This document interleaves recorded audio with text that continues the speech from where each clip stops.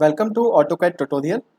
इस वीडियो में मैं आपको एक न्यू टूल बताने वाला हूं और ये एक्सट्रूड टूल के जो अंदर ऑप्शन था इसका लास्ट टूल है। इस टूल का नेम है लॉफ्ट। अब देखिए लॉफ्ट टूल का पहले हम यूज़ समझ लेते हैं कि आखिर इसका क्या यूज़ है, किस टाइप के मॉडल्स को ड्रॉ करने के लिए इसको यूज़ किया जाता है, फिर हम इसको परफॉर्म करके देखेंगे। तो देखिए आपने जैसा कि पहले एक्सट्रूड टूल देखा, एक्सट्रूड टूल के साथ क्या कॉन्सेप्ट होता था कि आप जिस भी एरिया को मतलब जैसे कि अगर आप देखेंगे जैसे ये सेक्शन 1 लिखा है, इस सेक्शन 1 की अगर मैं बात करूं, अगर इस सेक्शन एरिया को आप एक्सट्रूड कर रहे हो या प्रेस पुल कर रहे हो तो ये एग्जैक्टली यही एरिया एक्सट्रूड होता था। और एक कांस्टेंट क्रॉस सेक्शन एरिया क्या होता था, एक्सट्रूड होता था परपेंडिकुलर डायरेक्शन पे। ठीक है, मतलब परपेंडिकुलर डायरेक्शन पे without changing the cross section of the section क्या होता था, ये एक्सट्रूड होता था। ठीक। अगर मैं बात करूँ रिवॉल्व की, तो रिवॉल्व के साथ तो कॉन्सेप्ट ये डिफरेंट ही था। रिवॉल्व मींस एक सिलेंड्रिकल एक्सेस है, मतलब एक एक्सेस है और इस एक्सेस के अबाउट किसी प्रोफाइल को अगर हमें रन करना है, मतलब एक सिलेंड्रिकल पार्ट अगर बनाना है तो उसके लिए हम रिवॉल्व यूज़ करते हैं। एंड स्वीप टूल के साथ क्या कॉन्सेप्ट था, स्वीप टूल में ये था कि किसी पाथ के अलोंग किसी एक कांस्टेंट सेक्शन को, किसी पाथ के अलोंग किसी कांस्टेंट क्रॉस सेक्शन को रन करना है तो आप क्या यूज़ करते थे, स्वीप यूज़ करते थे। तो लॉफ्ट का यूज़ क्या है, लॉफ्ट का यूज़ ये है कि सपोज आपको एक ऐसा कंपोनेंट ड्रॉ करना है जिसका sections according to lengthwise क्या हो रहा है, चेंज हो रहा है। मतलब जैसे कि यहाँ पे देखिए मैंने 3 सेक्शंस यहाँ पे 1 2 3 ये सेक्शंस दिए हुए हैं। तो सेक्शन नंबर 1 रेक्टेंगुलर है, फिर सेक्शन नंबर 2 एक सर्कल है, फिर सेक्शन नंबर 3 फिर एक रेक्टेंगल है। मतलब क्या हो रहा है, जब हम स्टार्टिंग किए तो स्टार्टिंग में रेक्टेंगुलर सेक्शन है ऑब्जेक्ट का, 100 डिस्टेंस ऊपर जाते हैं तो ये सर्कुलर हो जाता है, फिर 100 डिस्टेंस ऊपर जाते हैं तो फिर रेक्टेंगल हो जाता है। तो क्या होता है, जैसे जैसे हाइट वाइज हम जा रहे हैं सर्कुलर जो सेक्शन ऑफ जो है ऑब्जेक्ट का जो सेक्शन है वो क्या हो रहा है, चेंज हो रहा है। तो ये क्या कहलाता है आपका, ये जो इस टाइप के मॉडल्स जो हम बनाते हैं वो किस टूल को लेकर बनाते हैं, लॉफ्ट टूल के थ्रू बनाते हैं। तो देखिए मैंने यहाँ पे कुछ नोट भी लिखा है, उस नोट को हम पहले रीड कर लेते हैं फिर आगे बढ़ते हैं। Loft tool is use to make models whose size of cross sections and shape of cross section changes along the length। मतलब क्या है कि आइदर साइज भी चेंज हो सकता है, मतलब ये रेक्टेंगल है, ये रेक्टेंगल सपोज 100/50 का है तो मे भी हो सकता है ऊपर रेक्टेंगल 60/30 का हो।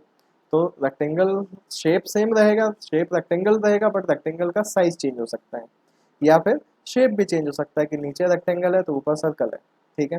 इन loft we have to make all the cross section and then have to arrange on specified distances.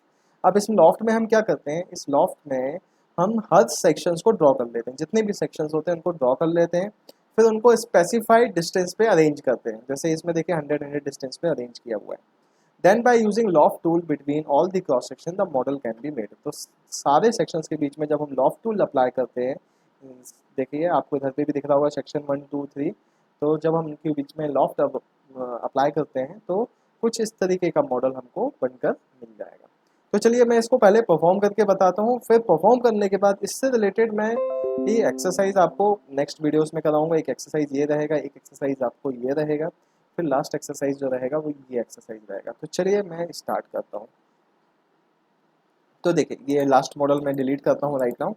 अभी मैं सबसे पहले क्या करता हूँ, डिफ़ॉल्ट व्यू में टॉप व्यू लेकर आ जाता हूँ सपोज। अब मैं क्या चाह रहा हूँ, मैं ये 3 सेक्शंस ड्रॉ करना चाह रहा हूँ, एक रेक्टेंगल फिर सर्कल फिर रेक्टेंगल। तो मैंने एक रेक्टेंगल ये पिक किया। रेक्टेंगल का मैं वैल्यू अप्रॉक्स वैल्यू ले लेता हूँ सपोज 500/300। ये रेक्टेंगल हो गया। इसके बाद नेक्स्ट मैंने एक सर्कल ड्रॉ किया। सर्कल मैंने ड्रॉ कर दिया सपोज 250 या 250 ही रहने देते हैं, 250। फिर एक रेक्टेंगल मैं और ड्रॉ करता हूँ, रेक्टेंगल का साइज़ अभी मैं ले लेता हूँ सपोज 600/400। तो देखिए ये मैंने 3 सेक्शंस यहाँ ड्रॉ कर लिए। अब आपने क्या करना है, ये 3 सेक्शंस को अरेंज करना है एक दूसरे के ऊपर, वो भी कितने डिस्टेंसेस पे, 100 डिस्टेंस पे। तो मैं इस पर्टिकुलर सर्कल को पहले मूव करूँगा इसके सेंटर से पिक कर इस रेक्टेंगल के सेंटर में लेके आऊँगा। फिर इसको भी मूव करूँगा, इसको भी मैं सेंटर से पिक करते हुए इसको इस सर्कल के सेंटर पे या रेक्टेंगल के सेंटर पे रख दूँगा। अब देखिए इसमें भी वही सेम कॉन्सेप्ट है जो अभी तक मैं हर जगह बता रहा हूँ, हर टूल में बता रहा हूँ। जो भी स्केच है, जो भी सेक्शन है वो सिंगल क्लिक में सिलेक्ट होना चाहिए।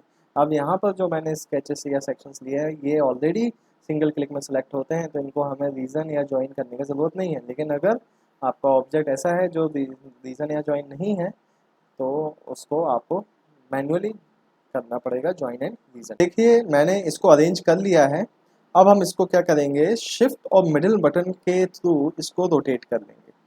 तो जब इसको रोटेट कर लेंगे तो हमारा स्क्रीन कुछ इस तरीके से रोटेट हो जाएगा कि हमें तीनों एक्सेस दिखने लगेंगे, X axes, Y axes and Z axes. तो देखिए जो अरेंजमेंट हमने अभी किया है, अरेंजमेंट ये किया है कि हमने इसकी जो पोजीशन होना चाहिए कि ये सारे सर्कल, ये सारे सेक्शन एक दूसरे के अलाइन होना चाहिए, ये तो मैंने कर लिया। बट अभी राइट नाउ अभी इसमें जो डेटा मिसिंग है वो है कि दोनों या तीनों सेक्शंस के बीच में जो डिस्टेंस हमें मेंटेन रखना है, जैसे इधर आप देख रहे होंगे डिस्टेंस 100 टाइप्ड है, तो इधर हमें जो डिस्टेंस मेंटेन रखना है वो अभी डेटा मिसिंग है। तो अभी हम इसको कैसे प्रॉपर डिस्टेंस में मेंटेन कर सकते हैं, रख सकते हैं, वो हम देखते हैं। देखिए हमें करना क्या होगा, हमें उस सर्कल को सिलेक्ट करना होगा या उस ऑब्जेक्ट को सिलेक्ट करना होगा जिसे हमें किसी डिस्टेंस पे लेकर जाना है। तो जैसे मैंने इस सर्कल को सिलेक्ट किया तो आप देखेंगे इस सर्कल के साथ ये देखिए एक कोऑर्डिनेट सिस्टम बनकर आ रहा है। तो इस कोऑर्डिनेट सिस्टम की खास बात क्या है कि अभी जैसे देखिए ये ब्लू कलर का एरो जो अगर हम कर्सर लेके जाते हैं तो ये शो कर रहा होता है कि ये ब्लू कलर एरो पे अगर आप क्लिक कर देंगे तो ये इस डायरेक्शन पे मूव होने लगेगा। रेड कलर करूँगा तो रेड कलर साइड, या ग्रीन कलर करूँगा तो green colour side. Blue colour means हम बोल सकते हैं जेड डायरेक्शन। तो जैसे ही मैंने इस पर्टिकुलर एक्सेस पे क्लिक किया तो देखिए ये एक्सेस के अलॉन्ग ये मूव होने लगा। अब मैं यहाँ पर ऑर्थो मोड ऑन करूँगा तो एग्जैक्टली वर्टिकल में ही जाएगा, तो सीधा ही सीधा जाएगा। अब आपको सिर्फ इसमें डिस्टेंस देना है। अब देखिए डिस्टेंस मैं सपोज यहाँ जा रहा हूँ कि मेरे को 400 डिस्टेंस देना है, तो मैं 400 टाइप करते हुए एंटर कर दिया, तो ये सर्कल एग्जैक्टली 400 डिस्टेंस ऊपर मेंटेन हो गया। सिमिलरली अगर मैं इस रेक्टेंगल को सिलेक्ट करता हूँ और इसमें इस एरो पे क्लिक करके इसको ऊपर लेके जाता हूँ, तो अब देखिए ये मेरे को डिस्टेंस मांग रहा है। अब देखिए आप जो डिस्टेंस देंगे वो बिल्कुल बॉटम से ही कैलकुलेट करना है। 400 तो ये हो गया। अब 400 अगेन और अगर ऊपर जाना है तो मैं टोटल डिस्टेंस यहाँ पे कितना दे दूंगा, 800 दूंगा। तो देखिए ये सारे सेक्शंस एक दूसरे के परपेंडिकुलर रिक्वायर्ड डिस्टेंस में मेंटेन्ड हो गए। अब हम यहाँ पे क्या करेंगे, यहाँ पर हम इस पर्टिकुलर ऑप्शन में जाएंगे, एरो में क्लिक करके ये लिस्ट से कौन सा टूल पिक करेंगे, लॉफ्ट। जब हम लॉफ्ट पिक करते हैं तो ये हमें क्या बोल रहा होता है, select cross section in lofting order. जिस ऑर्डर में आपको मटेरियल ऐड करना है उस ऑर्डर पे आप इसको सिलेक्ट करिए। तो फर्स्ट ऑब्जेक्ट होगा, फर्स्ट सेक्शन ये होगा, सेकंड सेक्शन ये रहेगा एंड लास्ट सेक्शन आपका ये रहेगा। तो देखिए जैसे जैसे मैंने ये सेक्शंस को सिलेक्ट किया और जब मैं इसको एंटर एंटर करता जाऊंगा तो आप देखेंगे ये सेक्शन हमारा क्या हो गया, बन गया। ठीक है, अब आप देख रहे होंगे यहाँ पे जो सेक्शन आपका ये आ रहा है ये कर्व के साथ आ रहा है, और जब इसको देखेंगे तो इसके साथ ये बिल्कुल प्रॉपरली एजेस को बना रहा है। इधर प्रॉपर एक कर्व डिफाइन करते हुए ये ऑब्जेक्ट को ड्रॉ कर रहा है। तो इसके पीछे रीज़न क्या है, रीज़न वो अभी हम देखते हैं। मैं कंट्रोल Z करता हूँ, मैं वापस से लॉफ्ट लेता हूँ। जब मैंने इसको इसको सेलेक्ट किया और फिर इसको सेलेक्ट किया, ठीक है, एंटर किया, तो इधर पर आप देखेंगे एक सेटिंग का ऑप्शन होता है। तो जब आप सेटिंग में जाएंगे तो सेटिंग में अभी स्मूथ फिट है, ठीक है। स्मूथ फिट की जगह अगर मैं इसमें क्या करूँगा, रूल्ड कर देता हूँ। तो जब मैं रूल्ड कर दूँगा तो ये बिल्कुल नॉर्मल तरीके से क्या करेगा, एक दूसरे से कनेक्शन करेगा। तो आपको देखना है कि आपको स्मूथ फिट चाहिए कि आपको नॉर्मल एक कॉर्नर से सर्कल, दूसरा सेक्शन से दूसरा सेक्शन। स्मूथ में क्या होता है, वो टेंजेंसी मेंटेन करके काम करता है कि जब इससे मटेरियल कनेक्शन करना चालू करे तो कुछ इस तरीके से कनेक्शन करे कि टेंजेंसी जो है वो मेंटेन रहे एक ऑब्जेक्ट से दूसरे ऑब्जेक्ट के बीच में। मतलब आप इधर देखेंगे यहाँ पे कोई टेंजेंसी मेंटेन नहीं है, बट उस कर्व में टेंजेंसी मेंटेन थी। ठीक है, तो ये हमारा लॉफ्ट टूल था जो मैंने आपको अभी डिस्कस किया, और अब इसी टूल को यूज़ करते हुए मैं आपको नेक्स्ट वीडियोस में ये एक्सरसाइजेस बताऊंगा। अभी इस वीडियो के लिए इतना ही, थैंक यू।